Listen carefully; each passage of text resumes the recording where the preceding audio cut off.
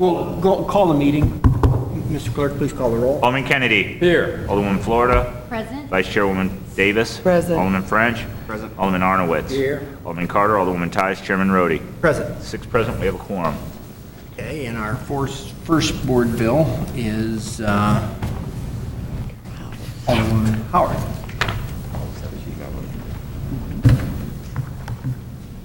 Alderwoman, we'll let you go first since you're not on the committee.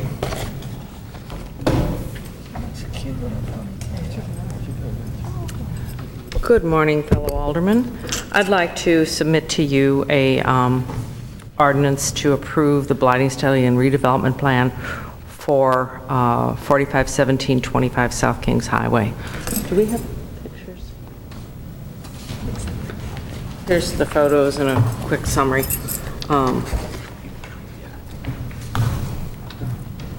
The owner is Alex Oliver of Oliver Properties. He's renovating a mixed-use building at the corner of Devonshire and Kings Highway. His acquisition cost was $7,300. Construction costs will be $232,750. And he will lease all the properties existing. He has 4 2-bedroom, 1-bath units, 5 businesses with a total of 7 employees. He proposes a mixed use with 4 2-bedroom, keeping that the same, renting at $825 a month, and 4 large retail spaces at $800 a month, and 1 small retail space for $350. There's approximately 5 parking spaces available. Construction scheduled to be completed by the end of summer 2014. They're awaiting the plans for the commercial space, and the 3 to 4 residential units have already been renovated. Renovations included new kitchen cabinets, appliances, new flooring, and updated plumbing. The length of the abatement would be 5 years. Any questions? Larry, if you give me that last picture, I'll carry it down. Last couple of pictures, I'll carry it down to the other side. I think Alderwoman and Alderman, honestly, I did take a shower today, I promise. That's not the reason.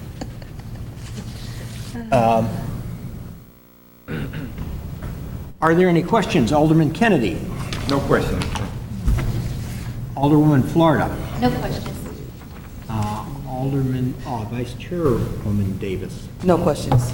Alderman French? Yeah, what was going in the space? What is going in it? It's already occupied. There is, at this point, I believe, an insurance company, a e-cigarette store, a barber shop, and a locksmith. Okay. And I think he's leased at least one of the apartments, but I don't think he hasn't really started on the commercial space yet. He's trying to work around the businesses that are there. So they're all occupied, which is nice because, you know, as you all know, that sometimes it's hard to get properties that aren't as good occupied, but it's been kind of a property that wasn't really good, and this Mr. Oliver seems to do well with his properties. All right. Thank you. Alderman Arnowitz? No questions. Carter and Tice are not present today. Are these before or after pictures? Are these before pictures? They're current photos. Okay. And as I said, it's occupied, so most of the renovations have been up on the second tier with the apartments. So it's really kind of hard to tell what's been done. He put new windows in. I guess that would be the main exterior. How much was the anticipated renovation cost? $232,750. And the acquisition cost was? $7,300. Dale, I think I had mentioned this, but you're providing, I guess you provide us a memo beforehand, or we're copied on the memo to the taxing districts to show the taxing impact, is that right? Or? Yeah, we have copies here if you want. Yeah, could you just share those? I'd like to have those for each of the, I think it's important when we're handing out money that we at least get an idea of what we're handing out. Yeah, I think in talking, just to clarify, in talking with the developer, he has these commercial units occupied, but he's going to go in and renovate each space while they're sort of working around them, as I understand it. So the commercial spaces haven't been renovated yet, but that's what he has on his agenda. Is that right, Alderwoman? He's been, I know he's been working, I talked with him, I guess, back in February, and he had done one, and I've known, you know, as Yeah. I've driven by, I've seen some of the evidence that he's working at it. Yeah. I mean, it's nice that he has tenants that are willing to stay, first of all, and to work through this renovation that he's going to be doing. Well, I think one or two of them were vacant when he started. Oh, okay. And so he's kind of moved So he's people, trying to fill maybe those up. moving people from the old to the new. I'm following you, okay. So they might move next door. Right. Okay. Okay, so when we're going through this analysis, Dale, just so I make sure I understand this, this building was bought for what, $7,500, did you say? I don't know that the 7,300 is what acquisition cost on here. I don't know if that's a typo, because I don't, That's what he had in his, I mean, it seems incredibly low. Well, just based on his taxes, estimated annual revenues years 1 through 5 is $7,000. So at a 2%, that would mean that it'd be 350, a 2% commercial rate, which would mean that it'd have a market value of $350,000. So if he bought that for $7,500, Way below what they. what a deal. yeah, I Well, mean, but remember, it's half residential and half commercial, so but that, still, I mean, Yeah, no, I what, agree. 1% of, I mean, his property taxes should be $100 a year instead of $7,100. well, maybe that's the reason he bought the property, somehow he was able to get a really good deal in acquiring. You know, I don't remember him telling me he got a really good deal. I'm wondering if maybe he forgot to put a zero, yeah, in there, because I $5,000 maybe? would be still a very good deal. But still, $75,000 times 1% would mean that his property taxes should be $750, $1,500 maybe. And they're showing property taxes right now at $7,100. Right. Okay, we're going to go ahead and pass this out, but we need to clarity. have people taking closer looks at this stuff. We need to really get a better idea of what we're spending money on.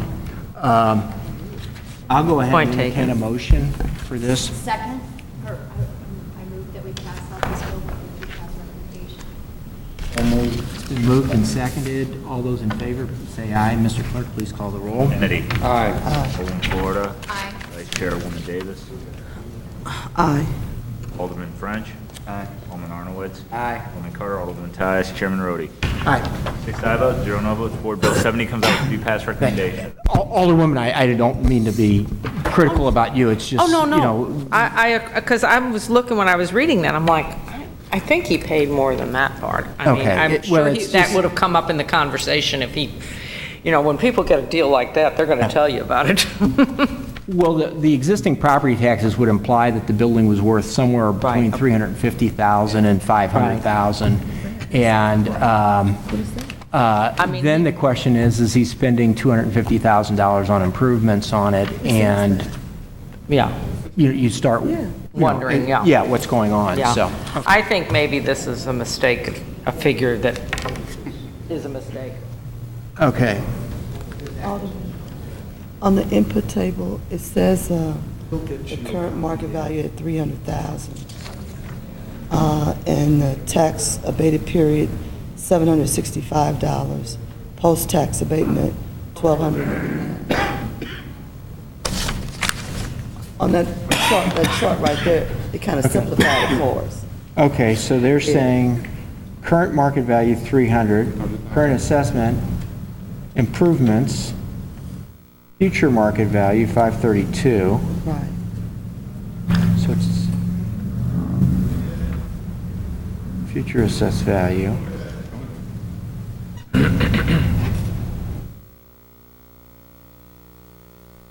So the current assessed value would probably be 75, maybe he was figuring 70, 76, yeah, so he probably had a wrong zero, and he was Yeah, using missed assessed zero. value instead of market value.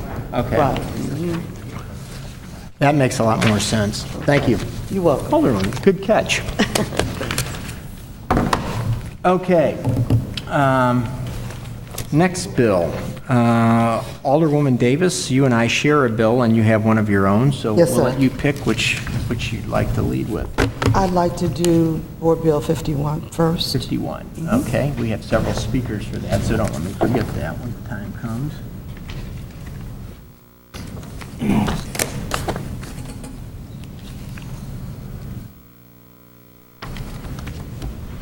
Mr. Chairman and members of the board, Board Bill 51 is an ordinance that we're doing a redevelopment agreement with the City of St. Louis and Grand Center, Inc.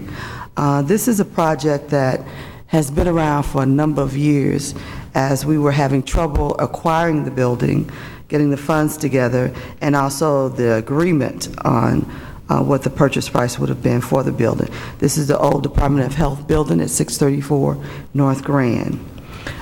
This project will have lots of improvements to it, and the parking lot will be there, and the tax increment revenue notes for this is what this bill is referring to.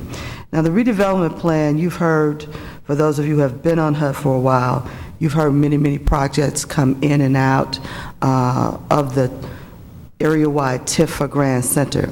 So this is basically just another one of those projects that is now being activated within the area-wide TIF. And I do have Ken here, and I'm going to let him talk a little bit more about this project and absolutes. Thank you, Alderwoman Davis. So what we're asking for is that everything that's in this board bill has been previously approved, but in order to effectuate this program with it, we've got to make changes to the TIF mechanics, and that's in the form of an indenture. And so the real meat of this ordinance is actually the approval of doing an indenture that effectuates the TIF and the tax abatement for the building, both of which have already been approved for the project. The specific structure, though, is a little bit unique in that, we're looking at, so the building's a 12-story building. It's going to be renovated with commercial and retail on the two lowest floors, and then 104 residential apartments above that, and then parking in the back. And so to make the best use of the available support, we're going to do a condo on it and use the TIF on the commercial and retail part, and then just tax abate the upper floors. So it is a little bit unique, but given the sort of the challenges with this building, it's been a long, as Alderwoman Davis referred to, it's been a long and difficult road to get to this point. We finally got a solid, incredible developer, who's ready to move forward on the project. It's already been working with us for over a year, putting this part of it together. That's the Lawrence Group. They're here to speak as well if we have questions that they need to answer. So it's that's really what we're looking for. And like I said, it's a little bit unique, but it's stuff that we've kind of already brought here before and gotten approval on. We're just kind of finally getting it assembled in a way that actually works to advance the development. Do you all have like for the benefit of us who weren't here previously, sources and uses and a breakdown of? That's where the Lawrence Group comes in. Okay. Sure, it's a $27 million project. And I don't have a pen with me, so if you have it in writing, that would be very helpful for us. Oh, do you have that in writing, or do you hand out or something for us, or? The documents. I did not bring a sources and uses document with me. I have it on my computer. I could give it to you verbatim, or I can email it to Dale's staff. Okay, well, let's see. What's the proper order? Why don't do you have it verbally? Can you walk us through it then? So it's a $27 million project. Yeah, it's a $27 million project. It supports roughly $11 million of debt. It has brownfield tax credits that will net approximately $2.1 million. It has state historic tax credits, which are projected to net around $3.7 million. Federal historic tax credits. You're going a little fast for me, okay? 3.7 was the historic? State historic, yes, sir. Okay. Apologize. And federal historic tax credits. which are approximately $3.6 million. Okay. And then there's a significant slog of developer equity that needs to go in, probably in the $2 million range. Okay. So that would be 11, 13, 2022. I'm missing about, There's contributed developer fee as well, in addition to actual cash equity. Contributed developer fee is probably $1.2 million. still short. 11 plus, let's see, 13. I'll grab my notebook and read it directly to you from the Excel file. Oh, if you'd like. it's our, Dale, in the future, we need to, if we can kind of prepare people to bring sources and uses down with us, any kind of a pro forma and then an idea of what's going on. So this is a $27 million project. The first 2 floors are Retail, commercial, retail, commercial, and then the top residential apartments. is how many? 10 floors. 10 floors. So Yeah, the top 12 floors altogether then? Is Well, that- 12 floors altogether. The first 2 floors are 27,500 square feet of retail commercial space, which is largely spoken for, but for 4,200 square feet. Okay. And then floors 3 through 12 are 108 apartments, Okay. a mix of 1-bedroom, 2-bedroom, and a few studio apartments mixed in Are there. those market rate apartments? Those are market rate, yes. There are no income restrictions on those. And do you have a tenant for the first and second floor yet? We have 3 tenants for the first and All second floor. fully occupied then, or? No, there's 4,200 square feet of the 27,000 square feet available. Okay. And then how many square feet is the total building then? 152,000, not including the basement.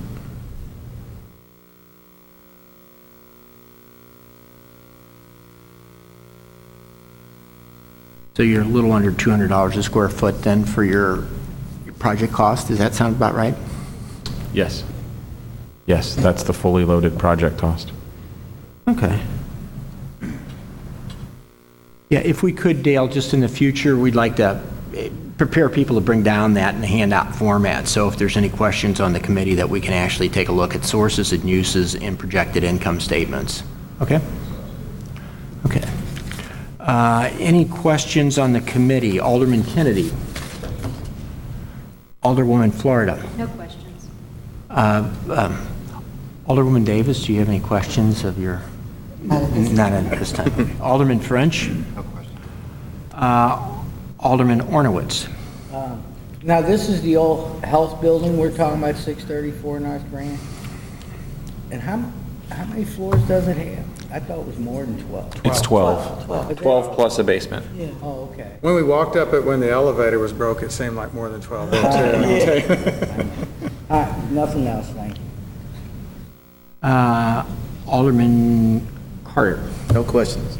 And Alderwoman Tice is not present. This is inside of a TIF, so you're going to TIF the first floors, and then you're going to do tax abatement on the 3rd through 12. Where's the TIF note in the capital structure then? Let's see, do you have, hang on one second, I got to think my way through this. What did we do with the TIF note? Might be the remaining piece. Might Well, be are the we, piece I that's missing. don't think we're financing against the TIF note in the capital structure. We're not, so. You're going to hold the note yourself? We're going to hold. It's gotta come out of- Yeah, we're going to hold the Okay, but that still note. should be, And is that your, and that's is part that of your the owner's equity? acquisition. Is That's that your part of the acquisition price, so it's how we're, The acquisition price, so which is bifurcated. seller is going to hold the, The developer's going to transfer the note to the seller. So the developer will get the note, transfer the note to the seller as partial consideration for the sale, because that's still then part of your capital structure. it's a status, so the project wouldn't handle by itself the total as a straight-up acquisition price, the total $3.2 million that Grand Center paid for the building. So, because it only appraised at 1.5. So the developer paid 1.5 for the building, and then has a separate agreement to provide its TIF note to the How much seller. will the TIF note be then? Around $1 million, we think. So we'll still come up, still short, but at least and of course, all those funds then are contingent, so we're not trying to finance against it. It's whether or not the building performs, whether the eats show up, how successful the businesses are, what the building appraises at as Almost to like how an much equity it. kicker for the seller. Almost, and it would be a kicker if we had reached the actual acquisition price to the seller originally, but really it's just a way to try to get back to the basis, and we're still not really there. Who But is it? The city didn't own that building then? City sold it to Grand Centers. The Grand Center. That was part of the original TIF agreement in 2003, was that Grand Center would buy the city out of that building so that they could It's kind relocate of funny health. when you think about how convoluted these deals are. So what we did was we sold the building to Grand Center at an inflated price, and then they came Right. back and they're going to sell it, and to cover the cost of the inflated price that they paid, we're going to go ahead and give them, all right. Some support, that's right. All right. And it still doesn't get us all the way back there. And we're still pretty significantly underwater on I it, still but end up with probably around $500,000 and $600,000 in the end. short, yeah, somewhere around that neighborhood, so. Okay, it's kind of like taking money out of one pocket and putting it in the other. Well, that was why we were arguing so long in the beginning. It just didn't make any sense. Okay, we have Ken Christian spoke, Amanda Auer from the Lawrence Group. No comment? Okay, and I presume you're Joseph then? Yes, I am. Thank you. Are there any questions of the committee? Did I go through this? I'm losing my mind today. Are there any other questions before we take a motion on this? Okay. I'll accept the motion. So moved. Second. Moved and seconded. No, he's not. Yeah, no previous roll. No previous roll. Okay, Mr. Clerk, please call the roll. Alderman Kennedy. Aye. Alderman Florida. Aye. Vice Chairwoman Davis. Aye. Alderman French. Alderman Arnowitz. Aye. Alderman Carter. Aye. Alderman Tyus. Chairman Rhodey. Aye. 7 aye votes, 0 no votes. Board Bill 51 comes out with a passed recommendation. Thank you. Thank you. Thank you. Thank you. And Alderwoman, you want to take our shared bill then, while you're up? Not unless you would just love to have it. Thank you.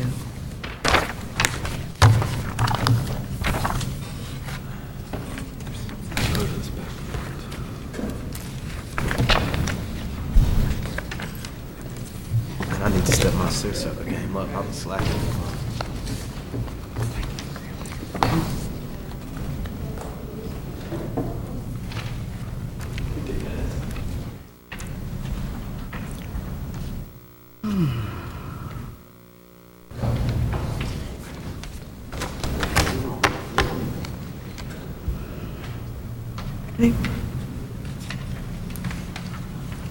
At any time. Thank you. Board Bill number 76 is a blighting study and redevelopment plan for 1515 through 21 South 39th Street, 3901 through 05, and 3907 through 09 Folsom, 3861 through 69 McRee, and 3867 Lafayette. In the packet that you have, you will see the pictures of these properties that are in this redevelopment plan. Just to give you a little bit of history, previously all of this property was in the 17th Ward and has always been one of those properties that we've had problems with. In the immediate area, there's been an awful lot of development in the Botanical Heights neighborhood with for sale homes, renovation of other commercial properties, infusion by Cardinal Ritter and the Knights of Columbia, of a fabulous child care center, and a number of other things in the immediate area. But these continue to sit here and be an eyesore, a problem, crime, everything.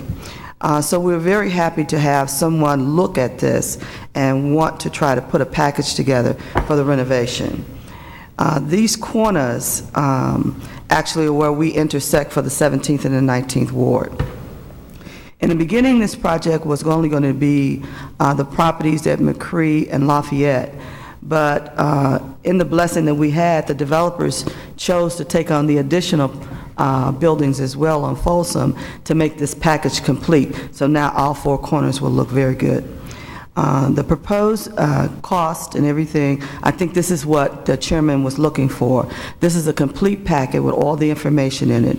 It gives you the developer's information, the project itself, the renovation of 5 multifamily residents with a total of 29,200 square feet. The cost for acquisition was $497,000. The development cost is $2.3 million. And we propose at the end of this renovation, we'll have 25 rental units, 3 are 1-bedroom, 16 will be 2-bedroom, 6 will be 3-bedroom. And there'll be a parking, off-street parking for each apartment. Now, the tax abatement part of this is 10 years. This was a difficult project, and we don't do a lot of tax abatement in that area, but this project warrants it, and I appreciate Alderman RODDY for agreeing that was the case as well. So if you look at some of the other information that gives you the impact on the tax abatement, and also it has the actual current market value, and it gives you all of the future information as far as the tax abatement, future taxes that we'll be collecting.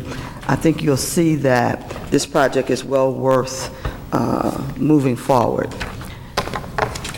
And most of it is very clear and identifiable in the package that you received, and I am prepared for questions. Thank you. Where's that packet at, Alderwoman? Is it? Did you get your packet? Oh, thank you.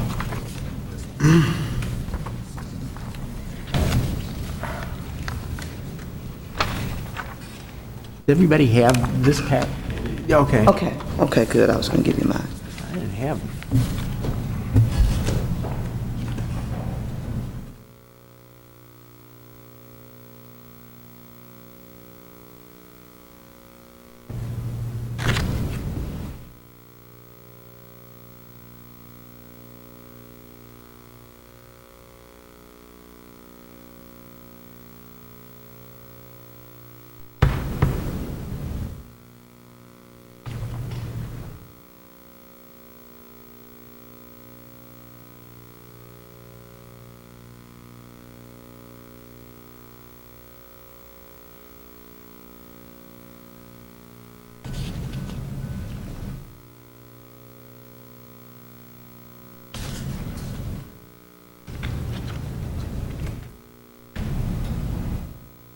And it's been so long since I looked at this project, these things, we look at them, and then months go by, and then they come over here.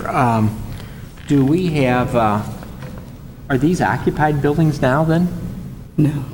They're not occupied? Yeah, as I understand it, there were 2 or 3 occupants, and that's the reason. Oh, I thought we got them out of there, but okay. Oh, well, when it came to us, there were 2 or 3 occupants. I think we were trying to get them out, yeah. So they shouldn't be at this moment. It was largely unoccupied, but there Right. were 2 or 3 occupants. Lafayette was totally vacant. Okay. McRee is totally vacant. Folsom had a couple of tenants in it back in November, October, November. But Well, I don't know when it was. yeah, but we were trying to get them out. Okay. And because they were in there at one point, even though they're vacant now, it still comes to our committee instead? Well, when it came to us, it was partly occupied. You know, I don't know that the developer or the owner necessarily keeps us informed every Yeah. time you get someone out, but. Okay. Alderman, did you want to, has everybody seen these pictures yet, or? Alderman, have you seen, have we passed these? Yeah. Okay.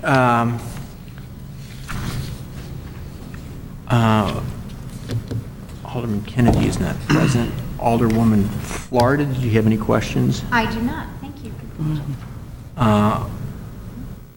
Alderman French, do you have any questions?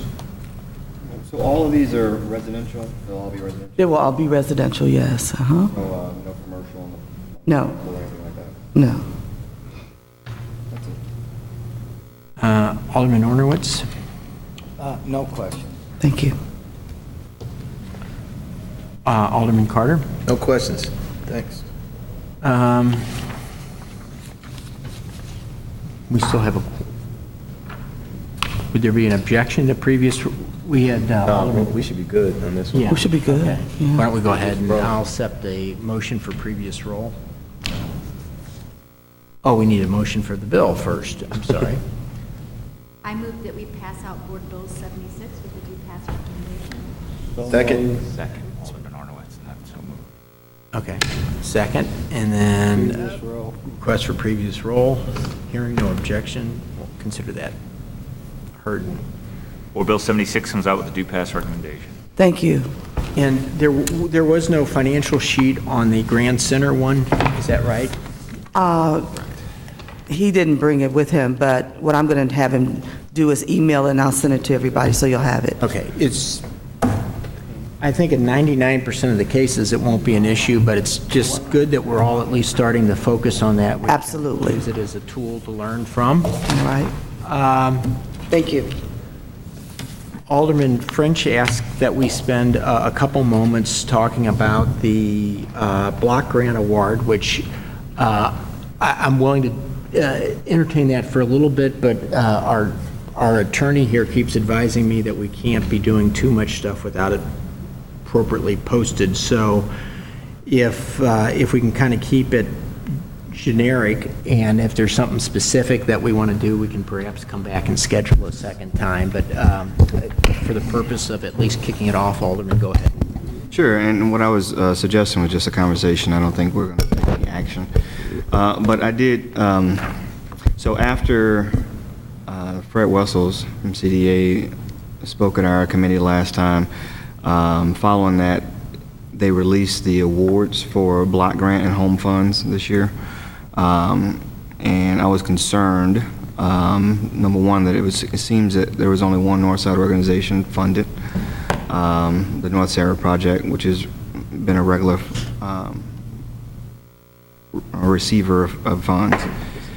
And then I also just kind of wanted to follow up on that conversation we were having with Fred was, as we start figuring out how we're going to do business under the new rules, one of the goals I think we should look at in this committee is the administrative cost.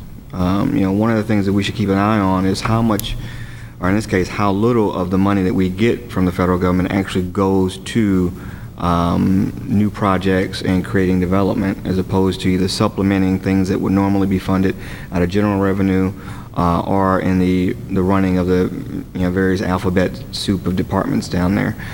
After the hearing, where we spent a lot of time talking about the public input component that they did, which I think garnered about 103 unique responses, 103 people across the city of 330,000 responded. After that hearing, I learned that study cost about $75,000, which averages about $750 per person, which to me is crazy. I mean, that's more than the Cub Dose server in our area has received in total funding this year. And we paid that for 100 people to tell us what they thought. And then it was not even reflected in I think the funding that was announced this week. So I think it's a concern, and I would like to see us be more active in helping direct some of those funds towards what those 103 people said they wanted to see done with the money, especially in stabilizing communities that have been destabilized over many years, and public safety related. Anything that can lead to better public safety. I know that we can't necessarily use home funds to fund public safety directly, but stabilizing communities that have long suffered from high crime rates, I think, will go in the city's best interest to stabilize the crime rate. I don't know if you're looking for a response. I was a little concerned about the costs per, and I actually dropped by and had a conversation with Fred a day or two after that. And he reminded me that it wasn't just the 100 people that showed up, but it was also, the focus groups that went into it, the actual conducting of the focus groups and so forth. I think all of us would agree that it would be better if we would have had, a longer turnout. But it looks like the Alderman from the 50. Right. I just want to clarify because there are two issues. The NOFA, which was the Notice of Funds Available, was for residential development.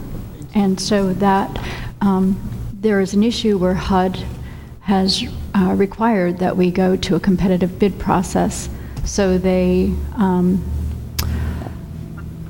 basically came up with a list of priorities, which I believe were the LRA CDA acquired properties. And so the NOFA went out, and so they had to fund projects that came back.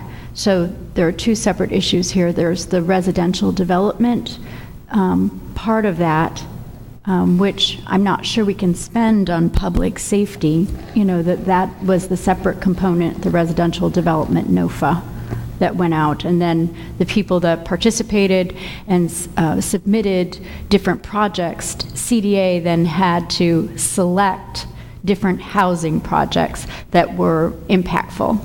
And so then the second part of your comments were the cost of administration, correct? Just wanted to make sure that there were two separate issues. The NOFA, which was the residential development component, which HUD required that we go to a competitive bid process, which went out this spring, and then they being, you know, I'm not clear about who actually made the selection at CDA. But are you wanting this committee to have input on who selected in a competitive bid process? Yeah. So, Alderwoman, Trying to first, follow you, that's all, yeah.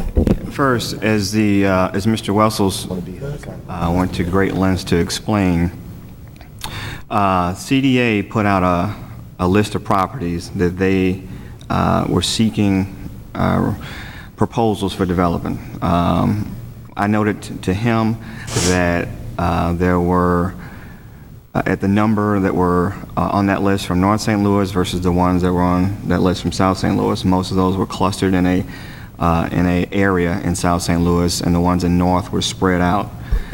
He went to great lengths to note how there were actually a larger number of the proposals that were north of Del Mar versus south of Del Mar. But then a few days later, when the list is actually, of funding is actually released,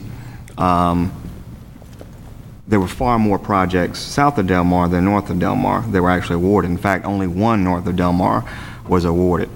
And those projects that were selected south of Del Mar were clustered in a general area, which will have a bigger impact to that area. So, leading back to what you said previously, no, I don't think that we can use home funds directly for public safety. But when we do concentrate our efforts, especially in home production and housing production in a defined area, we concentrate our efforts there, it will stabilize that community. That was what was done, it seems like, with the awards that were awarded to the Southside projects. And I'd like to see that done in more neighborhoods of need. Now, as far as how this committee will interact with CDA and how we'll be involved, at the end of the day, what happened here was that CDA selected the projects. And the conversation that was started at our last meeting, which I think will continue for the next few months, is that I am concerned that that some will use the market analysis to try to continue what has basically been the policy all along in CDA for very long, is to use those federal funds to stabilize the areas that are important to them, and not using them in those areas that actually are in greatest need in the city.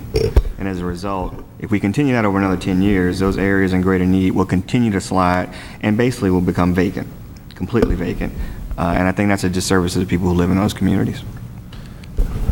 Alderman Carter had a question or a comment. Yeah, it's mainly a question / comment, but Alderman French, I totally agree with everything that you were saying. I think that there should be some transparency on how these projects are selected, and also did they send out a list of of everybody that applied? Because I never got it if they did. No, I didn't see a list of everyone who applied, just who Can was we awarded. get a copy of that list of everybody that applied and their proposal? That would be interesting. Is that a possibility? Yeah, or no? I will, I'm just trying to think how far we can go. Dave usually starts scolding me if we start getting too far off topic without having it on the agenda. I think it's a fair question. I will, I was actually preparing a memo. I'm sorry, I closed my eyes. It's not that I'm listening, it's me thinking. The peculiarity of my, I was thinking about preparing a memo to send out to everybody, because I really think that this, if we're going to go ahead and get a bill out of here in October, this whole idea of geo-parity has to be dealt with. And I think the market value analysis is quite frankly going to make that more difficult to do, even if we identify, and I think there are places in North St. Louis, I shouldn't say think, there are places in North St. Louis that are on the periphery and merit and, deserve investment under any quantifiable method that we use that exist up there. But it's not all of North St. Louis, and this money isn't going to be able to touch all of North St. Louis, which means that even if we're able to begin establishing, that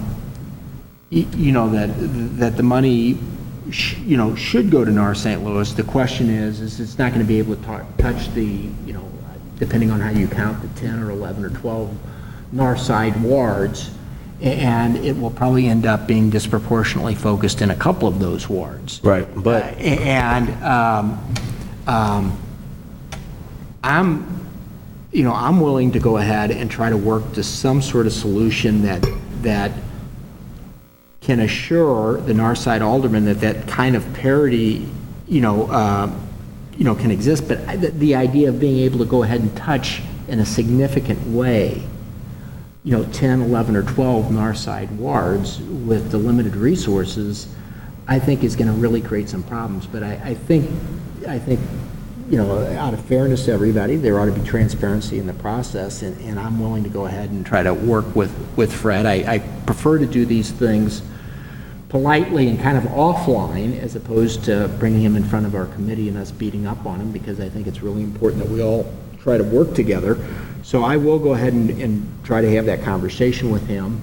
And I was going to send out a memo to everybody, and I think there's two things going on here, and forgive me, I don't have the information in front of me. There's the dollar amount that goes specifically into building houses, which is what you're talking about now, as I understand it. And then there's the kind of the money that funds the soft programs that, we won't necessarily see brick and mortar. So that's a separate issue. And what I prompted my conversation with him last week was me doing what I was going to encourage everyone to do. I was thinking about sending out a memo to this effect. If there is some soft programs, soft money, the idea of programming, figuring out how to go ahead and get some of that soft programming to qualify to be used for block grant can be challenging, and you have to be somewhat creative to figure out how to do that. The things that I'm particularly interested in, and I think I've spoke to several people about, is the idea of how to go ahead and transport people from north and south of the Central Corridor to the Central Corridor where there are jobs. And I think symbolically it's would be good for our city to start thinking in those terms. And I think it's a natural progression of the market values in the Central Corridor to help us expand those in each direction. So if we can figure out a way to do that, and I'm particularly interested in things that will provide car optional living. I think that the expense of transportation for lower and moderate income people represents a disproportionate share of their household budget, and if we can figure out how to do hourly car rentals and transportation, I think that we could really make a change in those people's lives. So I went over and I had a conversation with them about that. I would, what I was thinking about doing or encouraging was is that if somebody has those ideas and they want to go ahead and begin thinking about the transportation stuff, I want to make sure that somewhere in there that later on, if I get a vendor or a non-for-profit that really understands that stuff, that we might be able to at least have it in our strategic plan, so that later on, even if we don't fund it this year or next year, 2-3 years down the road, somebody comes in with the idea, we're not rewriting the strategic plan for the program. It's incorporated in the strategic plan. We're finally just getting around to funding it. Does everybody understand their interrelationship between that? If it's not in the strategic plan, Right. HUD, and we come up with an idea and we can't tie it to that overarching, master plan, if somehow or another logically we can't tie it to that, we can't get the program funded with block grant. So if, as an example, Alderman, you have an interest in security, if you have some idea in your head you'd like to get funded, cameras or whatever it might be, then now is the time, and I'm not going to tell you that, they're going to make 2 + 2 = 5, but now is the time to begin trying to go ahead and think about how your idea might be incorporated into the strategic plan, so that a couple years from now, if you identify a non-for-profit group that is accomplished in that area or could be accomplished in that area and might respond, they could then come in with an RFP that could then be tied into the master plan. Does that make sense? Sure, I understand that. And what we do generally is we make the 5-year plan so broad that just about anything could fit in there. And so what happens, though, is it doesn't really matter what's in the plan if there's not the prevailing political will to push forward an aspect of it. Otherwise, it's just, you can have 15 things in there, and we fund 2 of them, disproportionately, because that's where the political will is to fund. Well, I think as I understand it, and again, this is me, and this is kind of abstract for me, and I'm trying to get my arms around it. I've spent a fair amount of time. I actually read the last 5-year consolidated plan, and I've, spent a fair amount of time trying to understand this. But the 5-year consolidated plan is basically the strategic plan, and then if you think of the annual block grant appropriation, that is supposed to be the tactical implementation of, in essence, 1/5 of the 5-year plan. So you have, usually when you have a business plan, you have a plan that sets out a vision, and then part of that vision is kind of broad sweeping strategies, and then from those strategies, you begin identifying specific tactics, and then those tactics are the things that you pursue. So you start out by wanting to make sure that if there is something that you think that you want to use block grant for, that you'll be able to, through your conviction and persuasion and your recruitment of a vendor or a responder to the RFP, if you think that there is something that is particularly compelling that you think ought to be in it, you want to at least have a conversation with Alana Green over there to see if that idea can somehow or another be rationally tied in to these overarching strategies, okay, or the 5-year consolidated plan. And then when it comes time to go ahead and send out the RFP, and again, I'm talking about not the hard dollars going into construction, but the soft dollars going into funding of programs and stuff, then it's going to be incumbent upon, when the RFP goes out, to get, a non-for-profit that has competence in the area that actually will respond to something, and then it becomes, I guess they have a rating system, and last year we weren't part of that rating system, but it's going to be important for us to be watching this and to kind of provide them some guidance on what's important. Now, technically, they're supposed to be using this community outreach thing to help us create those criteria, but I mean, at some point, the interpretation of all that stuff gets to be a little fuzzy, and I have trouble I think there is a room for subjectivity in all this, but I don't know where I'm going with the conversation. Mr. Chairman. Yes. I think process and procedure is important, and I think one of the things that still hasn't happened is it's not that clear about all of it.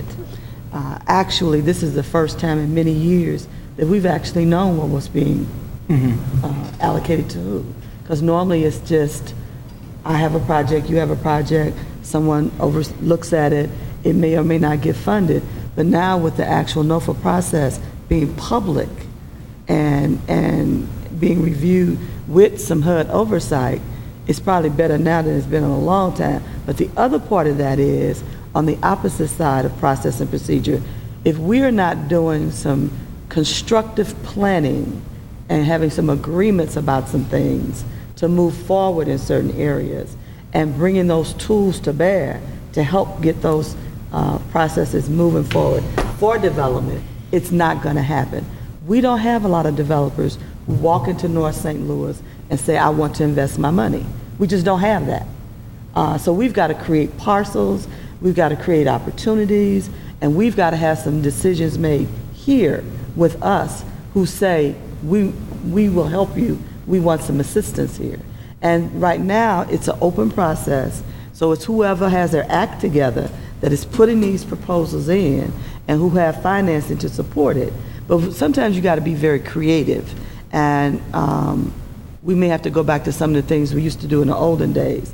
Dale was around, we had all kinds of, we had a 212 that actually we did the facade of the building, outside of the buildings, and we did the marketing of the properties in the areas. We did all those kinds of things. We had down payment assistance programs. We had a number of things that we did here through our and X number of dollars could be allocated to that. So it's about process and actual planning, because it can't be hit and miss anymore and just sit and wait, because we've been waiting, and it takes a whole lot of effort to get a project in North St. Louis done. And there are a lot of things that have to be done before that.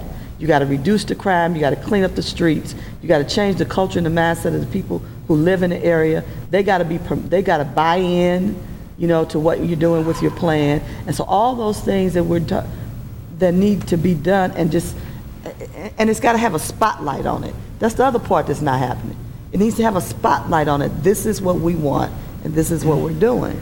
So it's a lot of it, I think we can make those decisions and infuse it into what is going on now with CDA, with the HUD oversight. I'm not sure where we're going with this, but let me try to just wrap this up a little bit and try to get us something specific.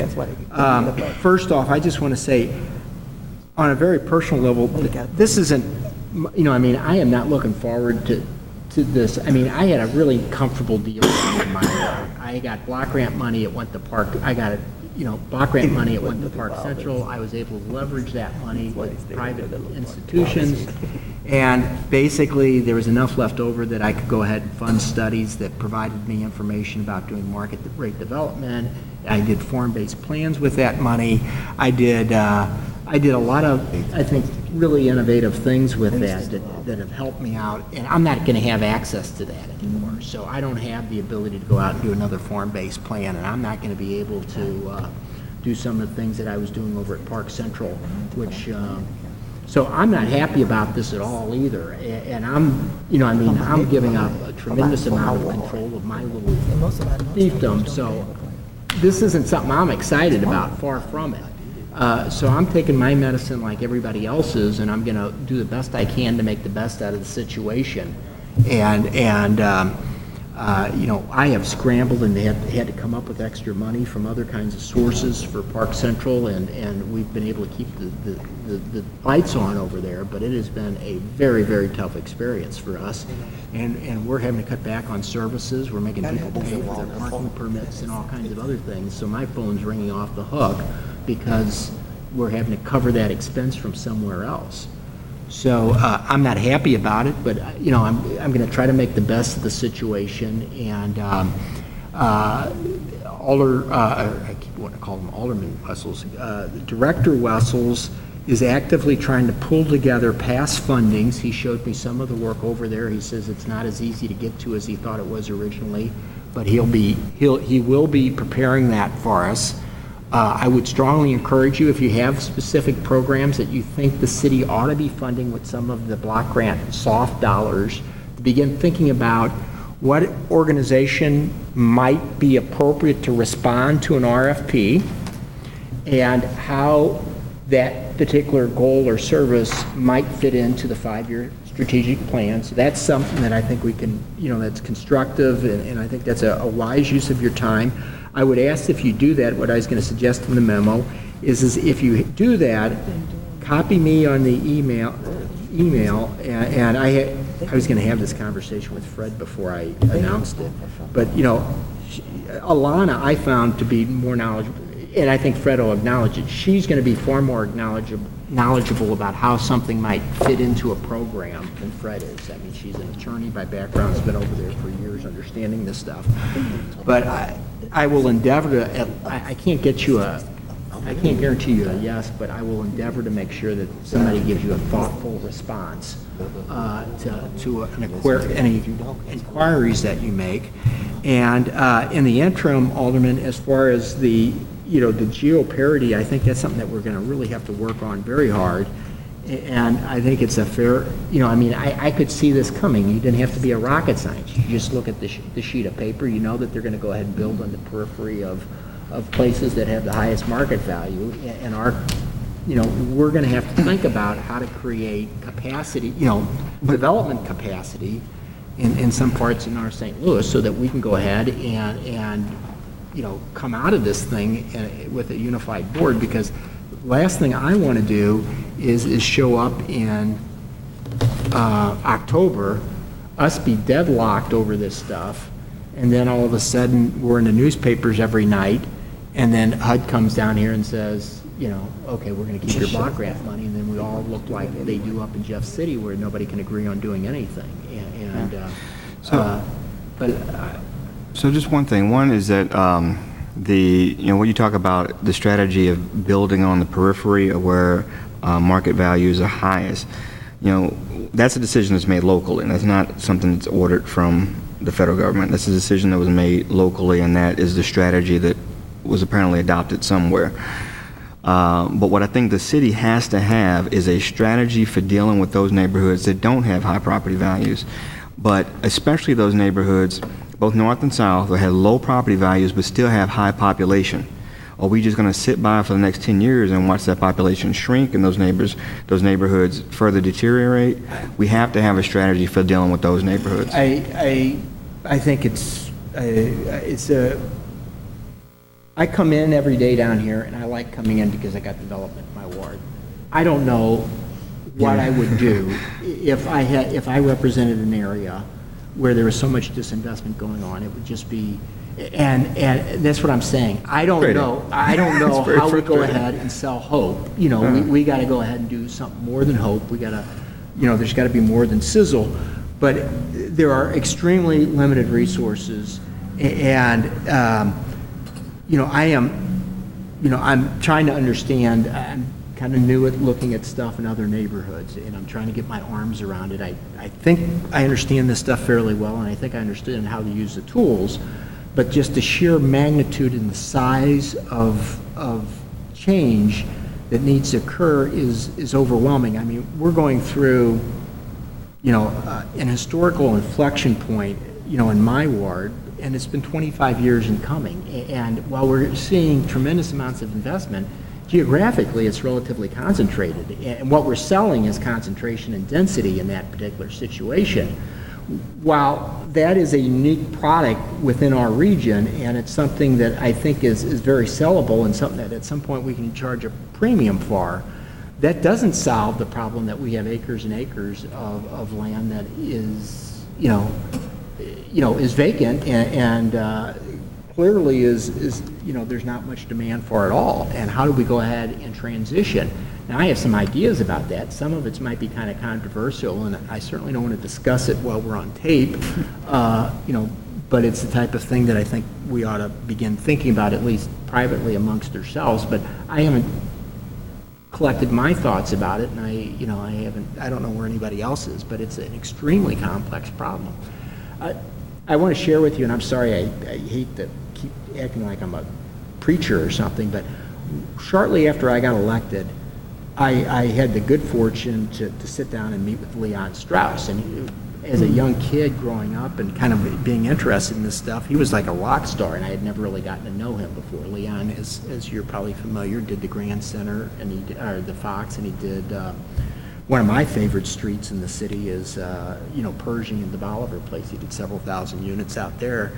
And he said, Joe, he told me, and it's something I've always thought about every time I, think about my neighborhood and my ward. He said, Joe, I always loved old buildings, and I wanted to fix them up, but I didn't have enough money to fix them all up, so I started out with one building on one block. And then I did one block, and then I did one neighborhood. And you gotta, it's the old Chinese proverb, a trip of 1,000 miles starts with a step.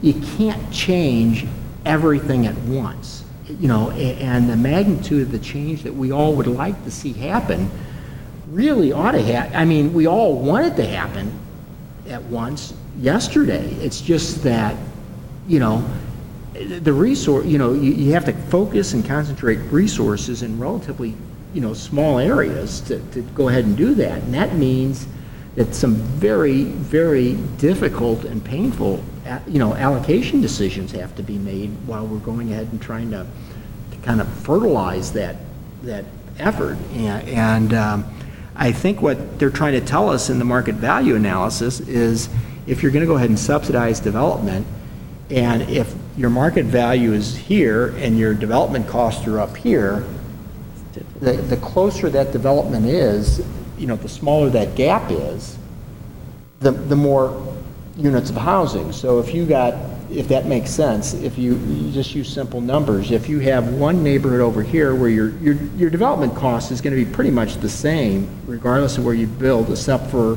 the raw cost of land. So but your labor cost and everything else, your material cost in the St. Louis market is all going to be about the same. So the only input's the land. So you have land over here, and you have land over here. So the land's, going to have a slight difference in price. But you take that land out of the equation, you have market value, you have your development cost is going to be the same regardless. But your market value is going to change dramatically depending upon, neighborhood to neighborhood. So if you're going to go ahead and do subsidy, and the difference between market value and development cost is $10,000 versus $50,000, you're going to end up doing 5 times as many houses in the neighborhood where the market values are a little higher. And that's the whole argument that HUD's trying to make is if we're going to go ahead and subsidize and get new buildings built, we want to provide as little subsidy as possible, and we ought to be building on the periphery. And that's their thinking. And my understanding is that approach is what HUD is telling us to do, because my understanding is they encouraged or had the market value analysis paid for us. So this isn't, I think the politically easy thing for the mayor and others to do is what was going on before, which is to give all of us a pot of money and let us do with it what we want. Now, HUD's saying it didn't exactly occur like that. I kind of wish it occurred like that, but that's not that. Well, there was always politics. I had to go in and involved. kiss the ring too, and I think we all have to a little bit. But anyway, is there any other comment right now? I think this is an ongoing conversation. I think it's good. We certainly feel free to grab me in the hallway. We don't have to have it at a committee hearing all the time. But I hope to spend a lot more time on this over the summer and frankly get myself up to speed and, with this project that I'm working on. And I'll feel a lot more confident about it. Yes. What I heard them say was that we were going to be going through a needs assessment, that this was just residential housing, and then as far as making sure that we assessed need and then basically allocated dollars so that they would be more impactful, but that we could focus on food security or job training or the services that people needed in the neighborhoods. And I thought I heard them say that at our last meeting, that we were going to be going through an assessment of need, a report card for each neighborhood. And so did I, maybe I hear things that am I the only person who heard that at our last meeting? Well, you did hear that, but again, we also need to take the lead in some of this. And we could get a lot of help. Harris Stowe's urban department is willing to come and help us with some planning. There's so many resources out here that you have to bring and pull together in order to accomplish your goals, to move a community forward. And so it's not just block grant funds, because that's extremely limited, and that gets you almost nowhere. So there's too many other things that we could be doing, and we need some help in order to do that. We don't have time to do the research and write the proposals and all of that. And until we get a plan, we really shouldn't even be trying to do anything. And we don't have a plan. We have all this land available. We got the willingness of the leadership, and when I'm talking about us as leaders, we have the willingness of the leadership, and we need to get together and make some determinations about how to create a healthy community. And that doesn't mean do the exact same thing everywhere. So if you're driving east to west or north to south, should be some very specific things that you look for in each one of those corners of those communities. And so why don't we identify a light industrial area? Why don't we identify a small retail area? Why don't we identify, a food retail? I mean, we need to plan so that that whole area is healthy, that nobody has to go more than 5 or 10 minutes to get anything they need. And there's a lot of resources out here. I mean, I used to get my money from Federal Home Loan Bank, everybody. It's just so much that we could get and use. And this little money here is a good incentive, but it's not going to solve the problems. And we've got to get investors to want to come and work. I mean, we got a couple of big developers in town, but there's a whole lot more out there. There's some from out of town. I've got relationships. I mean, it's a lot of resources out here. And that's where the planning comes in. Until people see that you have a very specific plan, you have goals that you're going towards, and you've identified some things on your own, they're willing to come and help. And that's what we will need to do. I think both of you were right. I think you did say there's going to be needs and assessment, and I think you're right. I think the role of the needs assessment is because not every neighborhood's the same. But after you identify the needs, you can start developing a strategy. And I tell you, having raised a lot of money, I've been very fortunate in that, some strategies came to me some years ago, and I have been very fortunate in being able to raise a great deal of money for some of those. I mean, we raised $30 million for Cortex, but it was the idea of, it was part of a strategy, and that plan, when you have that strategy, to come to fruition, you can be a lot more convincing, and you speak with conviction, and that conviction is it's convincing. When you have conviction, it's convincing, and so if you... And you got to be working on it every day. But it's the strategy that gives you the conviction. I'm sorry, we every time we have these meetings, we start getting far afield from what we started to talk about. It's fun, but I'm not sure how productive it is. Alderman, to get back to your initial request, I know that they're working on their past allocation, geographical, documenting work geographically where past monies has been spent. So I know they're working on that for you. I haven't gone out. I did notice Narcera, and I thought I saw some other streets that looked like it was Southeast Quadrant. I don't think they were in my ward anywhere. And I didn't look at it close enough to see dollar amounts or units or anything else. It's a fair question, and I think we need to go ahead and make sure that there's geographic parity as we move forward. And how we measure that the bricks and mortar is kind of easy to figure out. The harder thing will be, the soft programs, because I think those are going to be, they're not going to have definitive geographic boundaries necessarily. But I think that's going to be the biggest challenge ahead of us. If you have programs, that you want to have considered, I would suggest, and I'm doing this, not having cleared it with Fred yet over there, but I would suggest that you might contact Alana Green, who I think was very helpful, and I think she is a kind of a can-do type of city bureaucrat, as opposed to some of them that like to say no before they say yes. I think she's inclined to say, well, that's a good idea, let's try to figure out how to get the yes. At least that's been my experience with, in my short knowledge of working with her. Moving forward, if there's something about the decision-making process that concerns you, or if we want an explanation on how last year, weren't they putting out grading sheets and stuff like that? And Grading, I don't know, process. maybe what we should do is think about trying to get somebody on there from the board so that it's not just CDA, staff people, but I'm not really sure if that's something that's possible or not, or how much pushback we'd get from HUD, but, those are all things that I think are at least, you're laughing. Because we all have our own agendas. Yeah, well, that's it, if I get on there, I'm going to want to go ahead Want and. me to do that? I'll do it. Yeah, and it all ends up in my ward, sure. All right, well, thank you all very much. If there's not anything else, I'm going to go ahead and, adjourn the meeting, and then I guess we'll, give us the summer, and we should hop on this real soon when we get back in September, though, and I would start looking very closely then at everything. Thank you. Thank you.